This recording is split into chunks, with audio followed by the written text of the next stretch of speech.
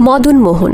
এই নামটাই মান্নাদের কাছে ছিল এক গহীন ভালোবাসার নাম। শুধু প্রিয় সুরকারী নন, ছিলেন ঘনিষ্ঠ বন্ধু। মদন মোহনের সুরে মান্নাদের গাওয়া অসংখ্য কালজয়ী গান আজও শ্রোতার হৃদয়ে অমলিন। লতা মঙ্গেশকরের স্টুডিও এলএম মিউজিকে এক অসাধারণ দৃশ্য চোখে পড়ে। লতাজির প্রিয় গীতিকার, সুরকার এবং মিউজিক অ্যারেঞ্জারদের সম্মানে একটি গ্যালারি তৈরি করা হয়েছে। আসলে তিনি যাদের সঙ্গে কাজ করেছেন তাদের প্রতি ছিল নিঃশর্ত শ্রদ্ধা। সুরকারদের জন্য দুটি গ্যালারি, প্রতিটি গ্যালারিতে যিনি লতাজির সবচেয়ে প্রিয় তার ছবিটি মাঝখানে বড় করে রাখা। একটি গ্যালারির মাঝখানে বড় ছবিটি মদন মোহনজির, আর সুরকারদের অন্য গ্যালারির কেন্দ্রে জ্বলজ্বল করছে সলিল চৌধুরীর ছবি।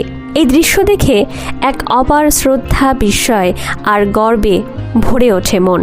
এমনই এক বিকেলের কথা, হঠাৎ মদন মোহনজির ফোন এলো মান্নাদের কাছে।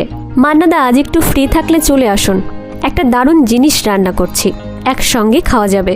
মান্নাদে জানতেন মদন মোহনজি শুধু ভালো সুরকারই নন, রান্না নিয়েও তাঁর ছিল অগাধ উৎসাহ। নতুন নতুন রেসিপি নিয়ে তিনি চমক দিতে ভালোবাসতেন। তার রান্নাঘরে যেন প্রতিদিন চলত সুরের পাশাপাশি স্বাদেরও এক্সপেরিমেন্ট। সেদিনও মদন মোহনজি মন দিয়ে রান্না করছিলেন, কিন্তু কি রান্না করছেন আগে কিছুতেই বলবেন না, সারপ্রাইজ। খাবার এলো গরমা গরম, থালায় উঠে এলো মাটন কষা।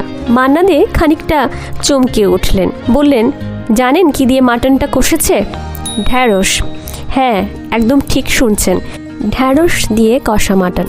এমন আজব কম্বিনেশন ওই জানত, কিন্তু মজার ব্যাপার কি জানেন, খেতে কিন্তু দারুণ লেগেছিল। নমস্কার, আমি মন্দিরা। ভিডিওটি ভালো লাগলে লাইক, শেয়ার, সাবস্ক্রাইব করতে ভুলবেন না। ধন্যবাদ।